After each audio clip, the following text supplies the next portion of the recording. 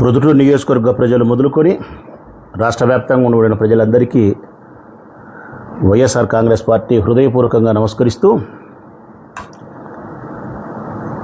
చంద్రబాబు నాయుడు ప్రభుత్వం ఏర్పడి 2 సంవత్సరాలు ప్రజలారా పూర్తయింది. గడిచిన ఈ 2 సంవత్సరాల వారి పాలనలో ప్రొద్దుటూరులో మొదలుకుంటే ఇచ్చాపురం వరకు 175 నియోజకవర్గాల్లో కనిపించేది ఒకటే: దోపిడీ, దౌర్జన్యం. ఒక ప్రొద్దుటూరే కాదు, ప్రొద్దుటూరు మొదలుకుంటే ఇచ్చాపురం వరకు దోపిడీ కనిపిస్తుంది, దౌర్జన్యం కనిపిస్తుంది. ఒక్కసారి ఈ పాలనను ప్రజలు గమనించమని నేను అభ్యర్థిస్తూ ఉన్నా. నేను ముగులిత హస్తాలతో వారికి నమస్కరిస్తూ అభ్యర్థిస్తూ ఉన్నా. ఏం కనిపిస్తుంది ఈ రాష్ట్రంలో? వ్యాపారస్తులను ఒక్కసారి కదిలిస్తే వ్యాపారస్తులు చెప్తున్నారు, జీరో వ్యాపారం అన్నా రాష్ట్ర వ్యాప్తంగా అప్పులతోనూ ఖర్చులతోనూ నెత్తికొచ్చి వ్యాపారం లేక అల్లాడిపోతున్నామని చెప్తున్నారు. ఉద్యోగులను కదిలిస్తే ఈ ప్రభుత్వానికి మేము చేసే పనికి రావాల్సినటువంటి వేతనం కానీ, మా యొక్క ప్రయోజనాలు కానీ ఈ ప్రభుత్వం పరిరక్షించలేకుంది. ఇచ్చిన హామీలను కూడా గాలికి వదిలేసి మమ్మల్ని వీధుల్లోకి తీసుకొచ్చినారని చెప్పి ఉద్యోగస్తులు వాపోతున్నారు. నిరుద్యోగులు కదిలిస్తే ఏ ఒక్క నిరుద్యోగ అయిన యువతకు ఉద్యోగ అవకాశం లేక తల్లిదండ్రులపైన ఆధారపడి జీవించాల్సిన పరిస్థితి ఉంది సార్. మాకు 30 సంవత్సరాలు వచ్చినా 25 సంవత్సరాలు వచ్చినా తల్లిదండ్రుల యొక్క కష్టం మీద ఆధారపడి బతకాలంటే బహు కష్టంగా ఉందని చెప్పి నిరుద్యోగ యువత చాలా బాధపడుతున్నారు. రైతులను కదిలిస్తే ఆత్మహత్యలు కనిపిస్తున్నాయి, అప్పులు కనిపిస్తున్నాయి, హాలిడేస్ కనిపిస్తున్నాయి. రైతులను యూరియా కూడా ఇప్పించే పరిస్థితి లేదు. ప్రకృతి వైపరీత్యాల వల్ల సంభవించిన నష్టాన్ని కూడా ఇచ్చే పరిస్థితి లేదు. మహిళలను కదిలిస్తే ఇస్తామన్న సంక్షేమ పథకాలు ఇవ్వకుండా ఆశ చూపించి మోసం చేసినారు. పైపెచ్చు కుటుంబ అవసరానికి అవసరమైనటువంటి అన్ని విషయాలు ధరలు పెంచినారు అని బాధపడుతున్నారు. మాకు ఇస్తామన్న 1500 ఇవ్వకపోయి, మాకు ఇస్తామన్న 45 ఏళ్ళకి ఇవ్వకపోయి, మాకు ఇస్తామన్న 50 ఏళ్ళకి పెన్షన్ ఇవ్వకపోయి, కొత్త పెన్షన్లు ఇవ్వకపోయి, నిత్యావసర వస్తువుల ధరలు పెంచిరి, గ్యాసు పెంచిరి, కరెంటు బిల్లులు పెంచిరి.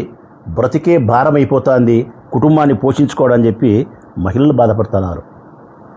పిల్లలు కదిలిస్తే విద్యార్థులను ఫీజు రియంబర్స్మెంట్ను కట్టక, బడికి పోయి కాలేజీలకు పోయేదానికి పిల్లలకు స్తోమత లేక, తల్లిదండ్రులు కట్టలేక, బడిలో ఉండాల్సిన విద్యాలయంలో ఉండాల్సిన పిల్లలు ఇంట్లోనే ఉంటున్నారు, లేకుంటే అంగళ్ళల్లో గుమస్తాలుగా ఉంటున్నారు. జబ్బున పడిన అనారోగ్యమైన మనుషులను కదిలి ఎక్కడైనా సరే ఈ రాష్ట్రంలో ఆరోగ్యశ్రీ లేదు. రాజశేఖర రెడ్డి తీసుకొచ్చిన ఆ పథకం ఏమైపోయింది? జగన్మోహన్ రెడ్డి దానికి ఎన్నో మెరుగులు దిద్దిన ఆ పథకం ఏమైపోయింది? 25 లక్షల ఆరోగ్యశ్రీ కార్డు ఏమైపోయింది? జబ్బు వస్తే చూపించుకోలేక, బ్రతకలేక, సావలేక కాటికన్నా పోవాలా, అప్పులన్నా చేసుకొని ప్రైవేట్ హాస్పిటల్కి పోవాలని చెప్పి వాళ్ళు బాధపడుతున్నారు. ఇట్లా ఎక్కడ ఎవరిని కదిలిచ్చినా కూడా ప్రజలారా, ప్రొద్దుటూరులో మొదలుకుంటే ఇచ్చాపురం వరకు ఇక దోపిడీనే కూడా చెప్తాను నేను. మా ఊర్లో మొదలైతే 175 నియోజకవర్గాల్లో జరుగుతుంది దోపిడీ, విచ్చలవిడి దోపిడీ. అంతకంటే బాధ కలిగేది అప్రజాస్వామికంగా దౌర్జన్యానికి దిగుతున్నారు. వాళ్ళే తప్పులు చేస్తారు, వాళ్ళే దోపిడీ చేస్తారు, వాళ్ళే దౌర్జన్యం చేస్తారు. వాళ్ళు అనమట్టడంలే. వైఎస్ఆర్ కాంగ్రెస్ పార్టీ వాళ్ళ మీద చేస్తారు, జర్నలిస్టుల మీద చేస్తారు, ప్రశ్నించే ప్రజల మీద చేస్తారు. ఇది ఎంత నియంత్రితపు పోగడతో ఈ పాలన కొనసాగుతుందంటే, ఎమర్జెన్సీలో మనం ఏమన్నా బ్రతుకుతున్నామా, నియంత్రితపు హిట్లర్ పాలనలో మనం జర్మనీలో ఏమన్నా ఉండామా అనిపించేంతంగా ఈ రాష్ట్ర ప్రజలు బాధపడే పరిస్థితి ఉంది.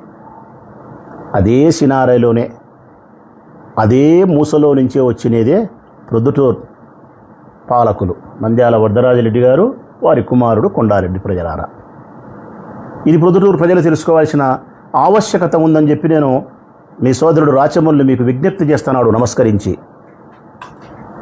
ప్రొద్దుటూరు ప్రజలారా గమనించండి, ఈ 2 సంవత్సరాల పాలనను గమనించండి ఒక్కసారి. మీకోసమైనా గమనించండి, ప్రజాస్వామ్యం కోసమైనా గమనించండి.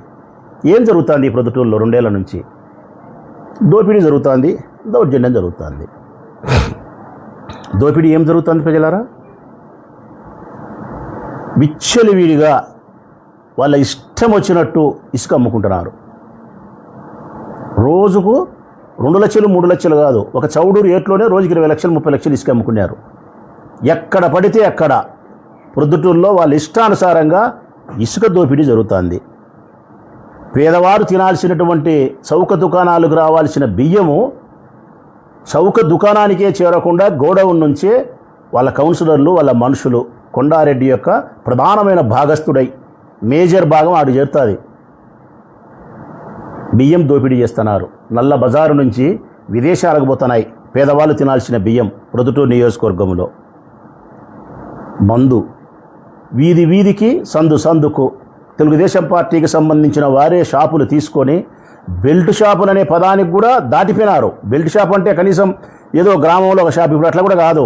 కూలింగ్ షాపులలో, టీ బంకులలో కూడా బీర్లు పెట్టి, మందు పెట్టి పబ్లిక్గా పచ్చిగా ఒక్కొక్క బాటిల్ మీద 20 రూపాయలు 30 రూపాయలకు ఎక్కువ ఆడికి పేద ప్రజలు భరిస్తున్నారు.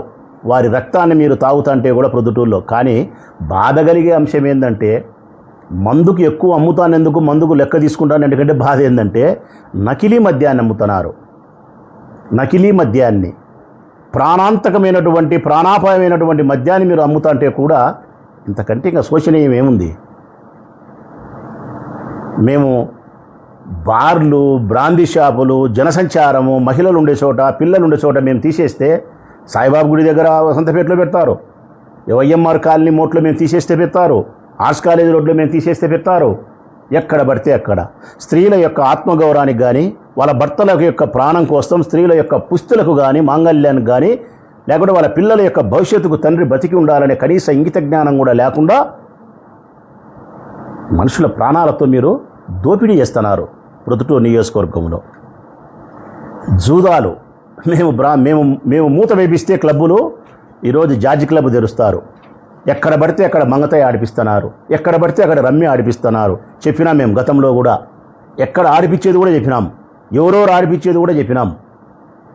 మంగతాయి ఆడిపిస్తారు, మటకా ఎక్కువైంది, క్రికెట్ బెట్టింగ్ ఎక్కువైంది, ఏ జూదం ఎక్కువ కాలే ప్రొద్దుటూరులో. ప్రజలారా ఒక్కసారి మీరే గమనించండి. చిట్ట చివరకు గంజాయి ఆ పరిస్థితికి వచ్చిందంటే, చిన్న చిన్న పాన్ షాపులలో గంజాయి దొరుకుతుంది. నేను గంజాయి తీసుకొచ్చి ఎంత కావాలో అంత ఈ టేబుల్ మీద పెట్టి ప్రజల పోలీసులకు నేను చూపించగలను. ఏమంటే నా మీద కేసు పెడతారని చూపిలే. నేను నిషేధించబడినటువంటి ఏదైతే మత్తు పదార్థం ఉందో నిషేధించబడినది, అది తీసుకొచ్చి నేను పెట్టినా కూడా నీకు ఎక్కడ లభ్యమైంది అని చెప్పి నా మీద కేసు పెడతారని చూపిలే. కానీ ఒక గంపకు తీసుకెళ్ళమని చూపించమంటే చూపిస్తా. ప్రొద్దుటూరులో ప్రెస్ మీట్ అయిపోయే లోపల ఒక గంపకు తెప్పిమంటే తెప్పిస్తా. అంత గంజాయి దొరుకుతుంది. ప్రొద్దుటూరు నియోజకవర్గంలోని యువత నిర్వీర్యమైపోతున్నారు. ఓ తల్లిదండ్రులారా, 20 సంవత్సరాలు, 22 సంవత్సరాలు, 23 సంవత్సరాలు, 25 సంవత్సరాలు, 30 సంవత్సరాలు కలిగిన యువకులు గంజాయి సేవించి వారు అసలుకి జీవితం పట్ల, భవిష్యత్తు పట్ల వాళ్ళకి ఆసక్తి లేకుండా, ఒక ఉద్యోగమని కానీ, ఒక పని కానీ, ఉపాధి కానీ ఆసక్తి లేకుండా, కుటుంబ బాధ్యతలు విస్మరించి మత్తుకు బానిసలైపోయి చిట్ట చివరకు వారి వివాహ బంధానికి కూడా, దాంపత్య జీవిత సుఖానికి కూడా వైకల్యమే. ఇది మన బిడ్డలకి ఇట్లా జరుగుతూ ఉంటే ఈ ప్రభుత్వం మౌనం దాలిస్తే, వరదరాజిరెడ్డి స్థానిక శాసనసభ్యులు పెద్ద పెద్ద మాటలు చెప్పి ఆ పెద్ద మనిషి ఏం సమాధానం చెప్తాడు? దోపిడీ, ప్రభుత్వానికి సంబంధించిన స్థలాలు ఎక్కడ కనపచ్చినా నంద్యాల వరదరాజిరెడ్డి కుమారుడు కొండారెడ్డి వారి అనునీయులు గద్దలు వాలినట్టు, కోడి పిల్లలను గద్ద కోడి పిల్లలను దన్నకపోయినట్టు ప్రభుత్వం యొక్క భూములపైన కన్నేసి ఆక్రమించే దానికోసం చెప్పినాం. బొల్లవరం స్థలం చెప్పినాం, ఇంకోటి చెప్పినాం. సుధాకర్ రెడ్డి, నిమ్మకాయల సుధాకర్ రెడ్డి స్థలం 5 కోట్లు చెప్పినాం. ఎక్కడ కనపడితే అక్కడ దోపిడీ. చివరకు ఈ ఊర్లో కొద్దో గొప్ప ఆ పంచాయతీరాజ్ డిపార్ట్మెంటో లేకపోతే మరొక స్వయం ఉపాధి పథకానికి తీసుకొచ్చినటువంటి డబ్బులను దారి మళ్ళించి రోడ్లేస్తున్నారు. స్వయం ఉపాధి పథకానికి చెందినటువంటి డబ్బులను దారి మళ్లించి రాష్ట్ర వ్యాప్తంగా పంచాయతీరాజ్ డిపార్ట్మెంట్ పవన్ కళ్యాణ్ గారు రోడ్లు వేస్తూ ఉంటే ఆ రోడ్లైనా కొద్దిగా గొప్ప ప్రొద్దుటూరులో వేసేది మంచిగా చేస్తున్నారంటే అది లేదు ప్రజలారా. ఈ ప్రొద్దుటూరు నియోజకవర్గంలో ఎక్కడ రోడ్డు వేసినా, ఎక్కడ కాలువ కట్టినా, ఎక్కడ బడి కట్టినా గుడి కట్టినా, బడి కట్టలే గుడి కట్టలే వాళ్ళు వేసేది కాలువనో రోడ్డో. ప్రతి రోడ్డు ప్రతి కాలువ నంద్యాల వరదరాజిరెడ్డి కాంట్రాక్టర్, కుమారుడే కొండారెడ్డి కాంట్రాక్టర్ ఒక్కడే కొండారెడ్డి. ఆ పని చేయించేది పర్లపాడు మహేశ్వరరెడ్డే. ఎట్లా ప్రజలారా? అది కూడా కాంట్రాక్టర్లు ఎవరు 10 మంది పాల్గొన్నారు టెండర్లో. దౌర్జన్యం, ఒక్కడే పాల్గొనాలా, సింగిల్ టెండర్ కొండారెడ్డే. ప్రజాస్వామ్యం ఇక్కడ లేదు. కాంట్రాక్టర్లు వారు పనులు దక్కించుకునే దానికి పోటీ పడేంత సాహసం కూడా చేసేదానికి వీలు లేకుండా దౌర్జన్యం. సింగిల్ టెండర్ ఎక్సెస్కి వేస్తారు. అది కూడా ఎక్సెస్ కంటే ప్రజలారా 1 కోటి రూపాయలకు చేయాల్సిన పనిని కాంట్రాక్టుదారులు పెక్కు మంది పాల్గొంటే నేను 90 లక్షలకు చేస్తా, నేను 92 లక్షలకు చేస్తా, 72 లక్షలకు చేస్తా అని చెప్పి పోటీ వేస్తారు. అప్పుడు ప్రభుత్వానికి ఆదా అవుతుంది, ప్రజల యొక్క ధనానికి మిగులు ఉంటుంది.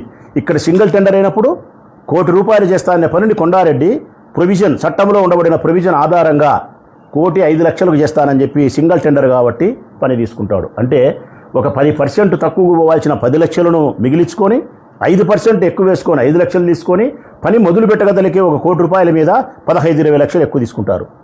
5 కోట్ల పని అయితే 1 కోటి రూపాయలు ముందే కొట్టేస్తున్నారు. ఎవరి డబ్బు కొట్టేస్తున్నారు ప్రజలారా? ఇది మీ డబ్బు కాదా? ప్రజల ధనం కాదా? దోపిడీ కాదా ఇది? ఇంకా బాధ కలిగేది ఏంటంటే సింగిల్ టెండరు, ఎక్సెస్, పనికి ముందే దోపిడీ చేస్తూ 5 కోట్లకు 1 కోటి రూపాయలు, 80 లక్షల రూపాయలు దోపిడీ చేస్తూ పోనీ ఆ పనిన్న సక్రమంగా చేసినారంటే నాసిరకం, అత్యంత నాసిరకం ప్రజలారా. ఈ ప్రొద్దుటూరులో జరుగుతుండే ఏ వర్క్ అయినా, ఏ రోడ్డు పనైనా నేను చెప్పేది నిరాధారమైనటువంటి ఆరోపణన, రాజకీయ కోణంలోనే అసూయాగ్రస్తుని చేసే విమర్శన అంటే గన 1 సంవత్సరం తర్వాత మీకే తెలుస్తుంది. ఇప్పుడు మైదుగూరు రోడ్డు వేస్తున్నారు, 1 సంవత్సరం తర్వాత తెలుస్తుంది. పొట్టిపాడు రోడ్డు వేసినారు తెలుస్తుంది, తాళమాపురం రోడ్డు వేసినారు తెలుస్తుంది, పల్లెలకు యాడైతే వేసినారో, టౌన్లో యాడైతే వేసినారో సంవత్సరం తర్వాత. ఒక్క సిమెంట్ రోడ్డు 20 సంవత్సరాలు రావాలా మీకే తెలుస్తుంది ఏ పరిస్థితిలో ఉందా అదని. అత్యంత నాసిరకంగా వేస్తున్నారు. అంటే ప్రజల కోసం, ప్రజల డబ్బుతో, ప్రజల కోసం, ఎవరి డబ్బుతో? మీ డబ్బుతో మీకోసం వేయాల్సిన రోడ్డు పనులు కూడా ఇంత నాసిరకంగా వేస్తే, ఇంత మీ డబ్బును దోపిడీ చేస్తే, మీ తరపున ఎలక్షన్స్లో పోటీ చేసి మీ చేత తిరస్కరించబడి ఓడిపోయినప్పటికీ కూడా ప్రజాసేవలో నిమగ్నమై ఉండే వైఎస్ఆర్ కాంగ్రెస్ పార్టీకి సంబంధించిన మేము ఓడిపోయినప్పటికీ కూడా మా బాధ్యతను మేము సక్రమంగా నిర్వర్తించే క్రమములో పాలక వర్గాన్ని, ప్రభుత్వాన్ని, స్థానిక ఎమ్మెల్యే గారిని, వారి కుమారులు చేసే దోపిడీని, దౌర్జన్యాన్ని మేము ప్రశ్నిస్తే, అత్యంత సంస్కారయుతంగా, అత్యంత ప్రజాస్వామ్యబద్ధంగా మేము ప్రశ్నిస్తే దాడులకు దిగబడతారా మా మీద? దాడులకు ఏమి న్యాయం అసలుకి ఇది? పొట్టిపాడు రోడ్లో మీరు రోడ్డు వేసినారు, నెల రోజులు కాలే, అత్యంత నాసిరకంగా వేసినారని చెప్పి మేము విమర్శించినాము. మేము వెయ్యలేదని మీరు అన్నారు, చూపిస్తామబ్బా అని చెప్పి మేము వచ్చినాము. ఎక్కడెక్కడైతే చీలికలు ఉందో వైట్ పెయింట్ వేసినాం. మేమేం గుణపం తీసుకొని తవ్వలే, చట్టవిరుద్ధమైన పనులు చేయలే, అప్రజాస్వామికమైన పనులు చేయలే. పెయింట్ వేసినాం ప్రజలకు కనిపించేదానికి. మీడియా సోదరుల సమక్షంలో, మా సమక్షంలో మీరు ఉండారు. అదేమీ రోడ్డు పరిశీలనకు పోవడం కానీ, నాసిరకం పని జరిగిందని ప్రజలకు చూపించడం కానీ అప్రజాస్వామికమా ప్రజలారా? ఆ సంబడానికే నంద్యాల వరదరాజిరెడ్డి కుమారుడు కొండారెడ్డి, మహేశ్వరరెడ్డి, మరికొంతమంది ఎక్స్ కౌన్సిలర్లు, అనునూయులు, చిట్ట చివరకు వారి చిన్న ఆయన 80 సంవత్సరాల వయసు కలిగినటువంటి మాజీ మండలాధ్యక్షుడు రాఘవరెడ్డి గారు, వీరందరూ అక్కడికి మాపై దాడి చేయడానికి వస్తారా? చెప్తాను కదా నేను. దోపిడీ ఒకవైపు, దౌర్జన్యం ఒకవైపు. దౌర్జన్యం అనే దానికి ఇదొకటే కారణం కాదు. అంతకుముందు గోపవరం ఉప సర్పంచ్ ఎన్నికలు జరిగితే ప్రజాస్వామ్యబద్ధంగా మెజార్టీ సభ్యులం కలిగిన మేము ఉప సర్పంచ్ కావాలని పోటీ చేస్తే ఎంత ఘోరమైనటువంటి అప్రజాస్వామిక విధానాలకు పాల్పడి వరదరాజిరెడ్డి గారు, వారి కుమారుడు కొండారెడ్డి, బచ్చల పుల్లయ్య, వాళ్ళ కొడుకు మహేశ్వరరెడ్డి, ఈవి సుధాకర్ రెడ్డి ఎవరెవరు ఆడ పాల్గొనేది కూడా నేను గుర్తు పెట్టుకోవడమే కాదు, ఆ వీడియో రికార్డ్ చేసి పెట్టుకున్నా. మీరు ఆ పంచాయతీ కార్యాలయంలో చేసినటువంటి దాష్టికాన్ని, దౌర్జన్యాన్ని, ఇంతింత బండరాళ్లతో మా వార్డు మెంబర్లు మహిళలపైన రాళ్ళేసినది, మా వాళ్ళను గాయపరిచినది, మా డ్రైవర్ను రక్తగాయం చేసినది, మా జీపులు పగలగొట్టినది. ఇది న్యాయమేనా ప్రజలారా? ఇది చిన్న ఉప సర్పంచ్ దానికి. ఇది ప్రతిపక్ష పార్టీకి సంబంధించిన మా మీద చేసిన దాడులైతే ఇలా నీచమేం తెలుసునా? వారి పార్టీలో కొనసాగే తెలుగుదేశం పార్టీకి సంబంధించిన మాజీ incharge Praveen Kumar Reddy SS mall గురించి ప్రస్తావిస్తే, అవినీతిని ప్రస్తావిస్తే, పరిశీలనకు ఎస్ఎస్ మాల్ లేకపోతే ప్రవీణ్ కుమార్ రెడ్డి ఇంటి మీద దాడి చేసినారు. అంటే స్వపక్షంలో వారు ప్రశ్నించినా ఇంటి మీదికి దాడి, విపక్షంలో వారు ప్రశ్నించినా బజార్లోనే దాడి, ఎన్నికల్లో పాల్గొన్నా హత్య చేసే ప్రయత్నం. ఎక్కడికి తీసుకుపోతున్నారు ప్రజలారా వీళ్ళు? ప్రొద్దుటూరు నియోజకవర్గాన్ని ఏ వైపు తీసుకుపోతున్నారు? ప్రజాస్వామ్యం వైపు తీసుకుపోతున్నారా? ప్రజలు సంతోషంగా ఆనందంగా జీవించడానికి అభివృద్ధి వైపు తీసుకుపోతున్నారా? లేక దుర్మార్గమైన చర్యలతో దాష్టికానికి ఒడిగట్టి హింసను ప్రేరేపిస్తూ భావితరాల భవిష్యత్తుకు భంగం కలిగిస్తూ రేపొద్దున వచ్చే రాజకీయ నాయకులు కూడా ఇటనే మేము ప్రవర్తించాలని చెప్పి మాకు నేర్పిస్తున్నారా మీరేమన్నా? ఇవి నేను చెబితే, నేను శుభ్రంగా చెప్తే, తడుముకోకుండా చెప్తే, లేకుంటే మంచి భాషతో చెప్తే సంస్కారయుతంగా, నేను గాడిదనా కొడుకున్నా రాఘవరెడ్డి అన్నా? గాడిద మాదిరి అడుస్తున్నాడు, గాడిదనా కొడుకు వాడు అని నన్ను మాట్లాడతావు కదా రాఘవరెడ్డి అన్నా? అదే నేను నిన్ను అనాలంటే అసభ్యకరమైన పదజాలంతో కళ్ళు మూసి తెరిచే లోపల అనగలుగుతా. కానీ 80 సంవత్సరాల వయసు కలిగిన నిన్ను నేను అనలేకపోతున్నా. పొరపాటున మీ కొండారెడ్డిగానే మాట్లాడింటే తిరిగి నేను మాట్లాడిందినేమో. ఇప్పుడు నేను మాట్లాడలేకపోతున్న కారణం నీ వయస్సు. మరి ఎందుకు అంత అన్బ్యాలెన్స్డ్ అవుతున్నారు మీరు? అంత ఎందుకు ఇరిటేషన్కు లోనవుతున్నారు మీరు? సమస్యను ప్రస్తావిస్తే భరించలేని స్థితికి వచ్చినారు, విమర్శిస్తే కోపపడే పరిస్థితికి వచ్చినారు, దాడి చేసే పరిస్థితులకు వచ్చినారు. రాజకీయాలలో సర్వసాధారణం ఇవి. నన్ను అనలేదా మీరు? నేను ఏమీ చేయకపోయినప్పటికీ నన్ను మాట్లాడినారు. మట్కా అన్నారు, గుట్కా అన్నారు, క్రికెట్ అన్నారు, బెట్టింగ్ అన్నారు, భూములు అన్నారు. ఒక్క వ్యభిచారం తప్ప సర్వము నన్ను మాట్లాడినారు. మరి నేనేమన్నా అన్నానా మిమ్మల్ని? ఆ రోజు మా ప్రభుత్వంలో మేము చేసే ఎన్నో గొప్ప కార్యక్రమాలకు ఆ రోజు స్థానిక శాసనసభ్యునిగా నేను కొనసాగినప్పుడు నిష్క్రమించినటువంటి వరదరాజిరెడ్డి గారు టిక్కెట్ను ఆశించే క్రమంలో కూరగాయల మార్కెట్ దగ్గరకు వచ్చి పరిశీలన చేయలేదా ప్రజలారా? పరిశీలన చేసి ఆ రోజు ఈ పిల్లర్ ఇంతలా ఉంది, ఈ కడ్డీలు ఇంతలా ఉన్నాయి. ఆ రోజు అసలు ఆయన చేసిన పరిశీలనలో కామెంట్ ఏం తెలిసిన ప్రజలారా? ఆ రోజు మా పైన విమర్శ, ఈరోజు మేము చేసింది రోడ్డు పనుల్లో నాణ్యత లోపించిందని. ఆ రోజు ఆయన మార్కెట్లో చేసిన కామెంట్ మా మీద విమర్శ, నాణ్యత ఎక్కువైందని చేసినారు ప్రజలారా. కావచ్చు ఒక్కసారి వీడియోలు గమనించండి. ఇంత గొప్పగా పిల్లర్ వేయాల్సిన అవసరం ఏముంది? ఇంత కాంక్రీట్ గొప్పగా వేయాల్సిన అవసరం ఏముంది? ఇంతలా కడ్డీలు వాడాల్సిన అవసరం ఏముంది?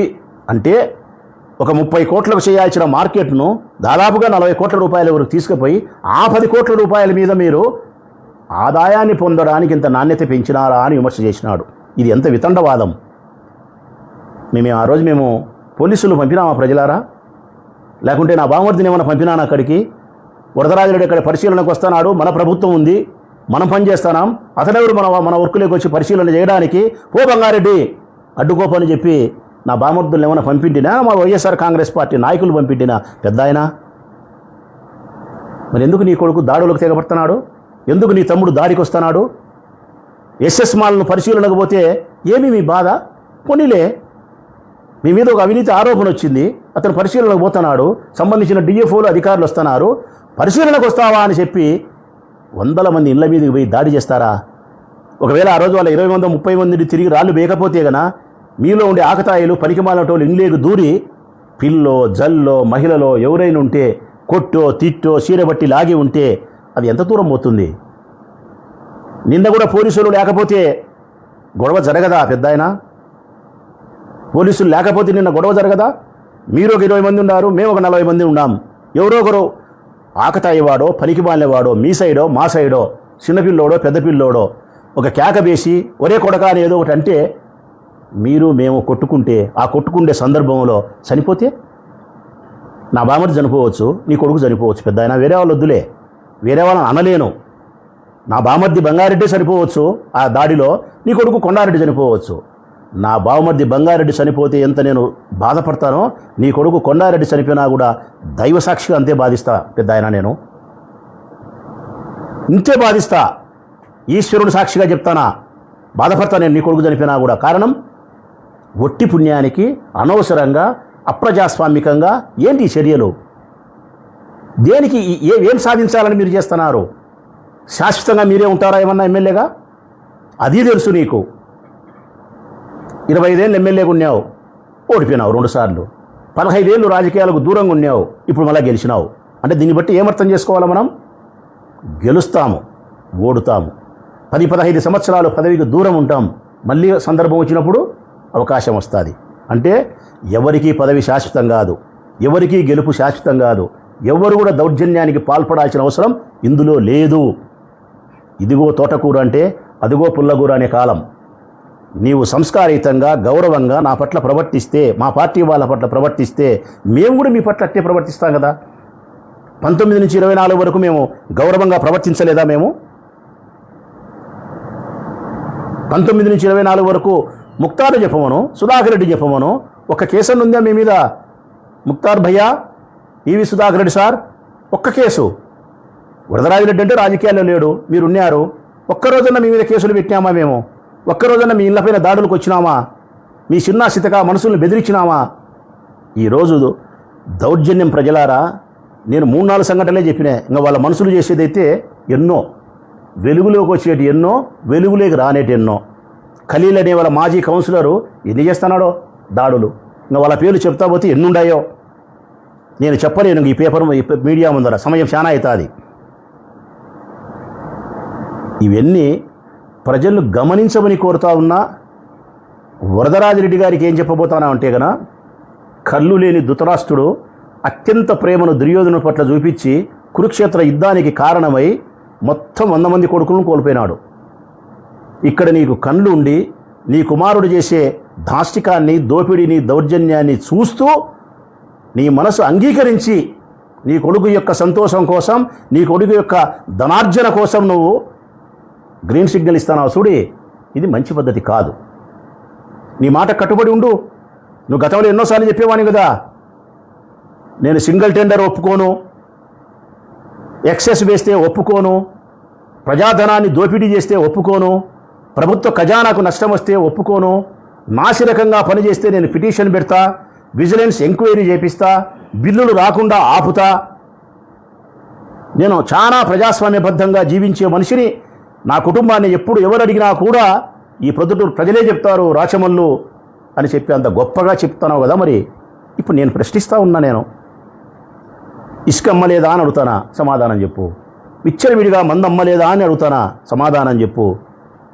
మీ కౌన్సిలర్లు మీ వాళ్ళు బియ్యం అమ్మలేదా అని అడుగుతానా? సమాధానం చెప్పు. భూములు కబ్జా చేసే ప్రయత్నం మీరు చేయలేదా అని అడుగుతానా? సమాధానం చెప్పు. ఈ ఊళ్ళో జూదాలు జరగడం లేదా? సమాధానం చెప్పు. గంజాయి దొరకడం లేదా? సమాధానం చెప్పు పెద్దాయన. కాంట్రాక్టర్ పనులు అన్నీ నీ కుమారుడే చేస్తానే మాట వాస్తవమా కాదా? నాసిరకమా కాదా? ఎక్సెసా కాదా? మరి ఈ ప్రశ్నిస్తే ఎస్ఎస్ మాల్ మీద అవినీతి ప్రశ్నిస్తే దాడి చేసిన మాట నిజం కాదా? గోపవరం గ్రామ పంచాయతీలో మా పైన దాడి చేసినది నిజం కాదా? నిన్నటి దినం మా పైన దాడి చేసినది నిజం కాదా? ఆ దాడిలో పోలీసు వాళ్ళు లేకపోతే గన ఎవరో ఒకరు ఏమిస్తారు ప్రజలారా? ఎన్నిసార్లు మేము చెప్పినా కూడా మీరు అర్థం చేసుకోలేకపోతున్నారు. రాజకీయాలు సంస్కారయుతంగా జరపండి, రాజకీయాలు ఆదర్శవంతంగా గౌరవంగా జరపండి. ఎవరి ప్రాణాలకు ప్రమాదం లేకుండా, ఎవరి భద్రతకు ముప్పు లేకుండా ప్రశాంతంగా జీవించే ప్రొద్దుటూరు నగరాన్ని అపరిశుభ్రమైనటువంటి వాతావరణం లేక తీసుకుపోకుండా ఉండేదానికి మేము సహకరించాలి. మేము సహకరించినాం 19-24, 24-29 కూడా మేము సహకరిస్తున్నాం. దయచేసి మీరు ఇరిటేషన్ కావాకండి. ఏంటి ఆ భాష? రాఘవరెడ్డి అన్న మాట్లాడేది గాడిద నా కొడుకు అంటాడు, గాడిదర్శనుడు అడుస్తాడు, మాట్లాడుతున్నాడు మీడియా ముందుకు వచ్చి, పెద్ద కవి అనుకుంటున్నాడు, వాడు రాజకీయ నాయకుడు. ఏంటి భాష ఇది రాఘవరెడ్డి గారు? ప్రజా సమస్యలను ప్రస్తావిస్తే నేను గాడిదనా మీడియా ముందుకు వచ్చి? మంచి సంస్కారయుతమైనటువంటి భావాలతో మంచి భాషతో నేను మాట్లాడితే 60 సంవత్సరాల వయసు కలిగిన నన్ను గాడిదనా కొడుకుని సంబోధిస్తావా? ఎక్కడ మర్యాద ఇది? ఎక్కడ మీ కుటుంబం యొక్క ఔన్నత్యం? మీ మీద నాకు సదభిప్రాయం ఉన్నది రాఘవరెడ్డి గారు. వరదరాజరెడ్డి కుమారుడు తప్పు చేసినా మీరు చెయ్యరు, కాస్త పద్ధతిగా మాట్లాడతారు, ముక్కుసూటిగా ఉంటారనే అభిప్రాయం నాకు మీపైన గతంలో మీతో సవాసం చేసిన దృష్ట్యా కానీ, మీ గురించి ఒరుకుడోబులడో మరొకరో నాకు చెప్పడం వల్ల కానీ సదభిప్రాయం ఉంది. కాబట్టి నీ వయస్సును గౌరవించి మొదటిసారి కాబట్టి నేను తిరిగి మాట్లాడడంలే. మరొక్కసారి మీ నోరు అదుపులో పెట్టుకోకపోయినా, మీ భాషను సక్రమంగా వినియోగించకపోయినా నేను కూడా కట్టుదప్పే పరిస్థితి వస్తుంది. దయచేసి పెద్దలను తూలనాడి చాలా అగౌరవంగా మాట్లాడే స్థితికి నన్ను తీసుకుపోవద్దని చెప్పి నీకు నమస్కరించి విజ్ఞప్తి చేసి చెప్తానా. మీరు మళ్ళీ దీన్ని ఏమన్నా ఇంకొక రకంగా అనుకోవద్దు. ఇది మా మర్యాద, మా సంస్కారం. మాకు మీ అన్న కుమారుడు కొండారెడ్డి అన్నే వారి వ్యక్తిత్వం పట్ల అత్యంత బలహీనమైన అభిప్రాయం ఉంది నాకు. వారు ద్వంద్వనీతి, వారికి ఒక న్యాయం, ఇతరులకు ఒక న్యాయం. చెప్పినా కదా, వారు చేస్తే శృంగారం, ఇతరులు చేస్తే వ్యభిచారం అంటారు. అదే నాకు నచ్చనిది. మీ అన్న చేసే దోపిడీనే నాకు నచ్చలే. మీ అన్న కుమారుడు చేసే దోపిడీ నచ్చలే. మీ అన్న కుమారుడు చేసే దోపిడీకి మీ అన్న సహకరిస్తానాడు చూడి, అది నచ్చలే. మీ అన్న కుమారుడు చేసే దౌర్జన్యం ఉరివే నచ్చలే. ఎక్కడ వరదరాజరెడ్డి గారు చెప్పేది ప్రజలారా అంటే, ఆయన భావన ఏంటంటే ప్రజలారా, మొత్తం వైసీపీ లేదు, తెలుగుదేశం లేదు, మొత్తం ఎవరైనా సరే ఈ జిల్లాలో అందరూ రాజకీయ వేశ్యలే అని. మేము తెలుగుదేశం పార్టీకి సంబంధించిన వాళ్ళు, వైసీపీకి సంబంధించిన వాళ్ళు, ఇతర రాజకీయ పార్టీలకు సంబంధించిన అందరూ వేశ్యలమని, మేము బజారు మనుషులమని, అత్యంత అవినీతి పరులమని. ఆయన ఒక్కడు మాత్రమే పాతివ్రత్యం కలిగినటువంటి రాజకీయ నాయకుడని, అత్యంత పవిత్రత కలిగిన నాయకుడని ఆయన భావన. ఆ భావన ఎంత భయంకరంగా ఆయనకుందంటే, మేము బజారు వేశ్యలం, ఆయన పాతివ్రత్యం ఎంత గొప్పదని ఆయన భావన. ఆయన చెప్పేదంటే, పెళ్లి చేసుకొని భర్త ద్వారా దాంపత్య జీవితం ద్వారా సంతానాన్ని కలగకుండా మంత్రబలంతోనో దైవబలంతోనో సంతానాన్ని కలిగి ఉండే పాతివ్రత్యం ఎంత గొప్పదో అంతటి పాతివ్రత్యమని ఆయన భావన. అంటే ద్రౌపది కనింది కదా పిల్లలను, అంతటి పతివ్రత అనుకుంటున్నాడు ఆయన. అనుకో, తప్పు లేదు. నువ్వు అలా అనుకునేటప్పుడు దానికి భిన్నమైన చర్యలు నువ్వు ప్రవర్తించినప్పుడు, వాటిని రాజకీయ కోణంలో నీ ప్రత్యర్థులు ప్రశ్నించినప్పుడు గౌరవప్రదమైనటువంటి సమాధానం చెప్పాల్సిన బాధ్యత, నిరూపించుకోవాల్సిన బాధ్యత మీ పైన ఉంది పెద్ద ఆయన. ఇంత బాగా చెప్పినా నేను మీకు చివరిసారిగా చెప్తా ఉన్నా, మీరు అప్రజాస్వామికంగా దాడులకు తెగబడితే ఇది ప్రొద్దుటూరు నగరానికి మంచిది కాదు. ప్రశ్నించిన గొంతుల మీద మీరు దౌర్జన్యం చేసే పరిస్థితి చేసి గాయపరిచే ప్రయత్నం, చంపే ప్రయత్నాలు చేస్తే ఇది మంచి పద్ధతి కాదు. 1కి 2 సార్లు చెప్తాం, 3 సార్లు చెప్తాం, తర్వాత అవతలోడు కూడా సిద్ధపడతాడు ఆత్మరక్షణ కోసం. నిన్న మీరు వచ్చినారు, అసలు మీరు నిన్న రావాల్సిన అవసరం ఏముంది పెద్ద ఆయన? నాకు తెలియకడుగుతా. నీ కుమారుడు మేమేదో వారు తిరుగుతున్నాము, ఆ వైట్ పెయింట్ వేసుకొని చూసుకుంటున్నాము, మా దరిద్రం మా కర్మ, ఓడిపోయినాము, ప్రతిపక్షంలో ఉండాము, 18 లేచుల నుంచి గొంతెత్తి ప్రజల తరఫున మాట్లాడాలా, ప్రభుత్వాన్ని ప్రశ్నించాలా, ప్రజల హక్కులను కాపాడాలా, ఇది మా బాధ్యత. ఆ బాధ్యత నిర్వర్తించడానికి మేము రోడ్ల మడి, గుట్టల మడి, పుట్టల మడి, టీ బంకుల మడి తిరుగుతుంటాం. మీకు దేవుడు అధికారం ఇచ్చినాడు, ఈశ్వరుడు అనుభవిస్తున్నారు. 10 మందికి అన్నం పెట్టగలిగిన స్థితి ప్రభుత్వంలో ఉంది. మంచి పనులు చేయండి బంగారంగా. మరి మేము ఆడబోయి పెయింట్ వేసుకుంటూ సీలకు వచ్చినా చూపిస్తూ ఉంటే ఏమి కారిపోతుందని నీ కొడుకు వచ్చినాడు అక్కడికి? ఏమి కారిపోతుందని వచ్చినా నీ కొడుకు అక్కడికి పెదాయనా? అదే పని మేము అవినీతి చేయలేదబ్బా, మేము నాసిరకం పని చేయలేదు, చీలికలు ఇదిగో ఇట్లా వచ్చినాయి, ఇట్లా రావు, మేము సిమెంట్ ఇంత కలిపినాం, కంకర ఇంత కలిపినాం, లేకపోతే రాఘవరెడ్డి గారు చెప్పినట్టు అదేమంటారు, ఏం కోరు ఏదో అది గుర్తు, సిమెంటు క్వాలిటీ కంట్రోల్ సంబంధించి ఏదో రంధ్రం తెస్తారు కదా, కోర్ కమిటీ కోర్ అంటారు. ఆ కోర్ వేసుకోవచ్చు కదా, అది చెయ్యొచ్చు కదా రాఘవరెడ్డి చెప్పినారు. అదే చేస్తారబ్బా, అదే చేస్తారు. మీరు అక్కడికి రావాల్సిన అవసరం లేదు. మీరు మీ ఆఫీసులో ఉండి ప్రెస్ మీట్ పెట్టి ఇదిగో వాళ్ళు వచ్చి నిన్న చూపించినారు అవన్నీ కూడా, ఆ చీలికలు, ఆ నెర్రలన్నీ కూడా. అట్లా కాదు, ఇట్లా ఉంటుంది, వాళ్ళు సంవత్సరం అన్నారు కదా, 10 ఏళ్ళు కానీ ఆ రోడ్డు పోదు, భద్రతగా ఉంటుంది, కావాల్సిన గమనించండి, కోర్ కమిటీగా కోర్ దానికి కావాల్సిన వేసుకోమని అట్లా ఇట్లా అని ప్రెస్ మీట్ పెట్టి చెప్పు. దేనికి వస్తారు మీరు అడిగి? మీరు అనుకున్నట్టు మేము నాణ్యానికి రెండు వైపులా చేసినాం ప్రజలారా. అంటే వాళ్ళు నాసిరకం పనులు చేసినప్పుడు సింగిల్ టెండర్ వేసి ఎక్సెస్ వేసి నాసిరకం పనులు చేయడం వలన దాన్ని అడ్డుకునే దానికోసం, మీ ధనాన్ని కాపాడే దానికోసం, రోడ్డు నాసిరకంగా ఉండకుండా ఉండేదానికోసం ప్రభుత్వానికి ఫిర్యాదు చేసినాం. మేము నాణ్యానికి ఒకవైపు ప్రభుత్వానికి ఫిర్యాదు చేసినాం. విజిలెన్స్ ఎంక్వైరీ వేయమని అడిగినాం. అది కన్నా సక్రమంగా లేకుంటే బిల్లులు ఇయ్యొద్దని చెప్పి ఫిర్యాదు ప్రభుత్వానికి చేసినాం. ఈ ప్రభుత్వంలో వారి ఎమ్మెల్యే కుమారుడే కాబట్టి అది పరిశీలించారా అనేది తదుపరి చర్య. కానీ మా వంతు ధర్మాన్ని మేము పాటించినాం. మరి నాణానికి రెండో కోణం, అదే విషయాన్ని ప్రజాక్షేత్రంలో ప్రజలకు చెప్పాల్సిన బాధ్యత మాకుంది. ఒకవైపు ప్రభుత్వ అధికారులకు ఫిర్యాదు చేయాలా, మరొక వైపు ప్రజలకు చూపించాలా ఆ వాస్తవ సత్యాన్ని, ఆ దోపిడీని. ఫిర్యాదు చేసినాం, వాస్తవ సత్యాన్ని ప్రజలు చూపించేదానికి పొట్టిపాటి రోడ్లోకి మేము వచ్చినాం. మరి ఎందుకబ్బా మీకు బాధ? ఎందుకు దాడి చేస్తారు? మంచి పద్ధతి కాదు. ఇది ప్రజలు గమనించాలని నేను కోరుతా ఉన్నా. మనస్ఫూర్తిగా ప్రజలు నేను అప్పీల్ చేస్తాను, ప్రొద్దుటూరు పట్టణ ప్రజలను. ఈ దోపిడీని గమనించండి, ఈ దౌర్జన్యాన్ని గమనించండి, అన్నీ గుర్తుపెట్టుకోండి. సరైన సమయంలో, సరైన సందర్భంలో వీరి దోపిడీకి, వీరి దౌర్జన్యానికి, వీరి అహంకారానికి బుద్ధి చెప్పే రోజు వచ్చినప్పుడు బుద్ధి చెప్పమని మీ బిడ్డలాంటి రాచమల్లు హృదయపూర్వకంగా మీకు నమస్కరించి విజ్ఞప్తి చేస్తా ఉన్నా. నేను హృదయపూర్వకంగా నమస్కరించి విజ్ఞప్తి చేస్తా ఉన్నా.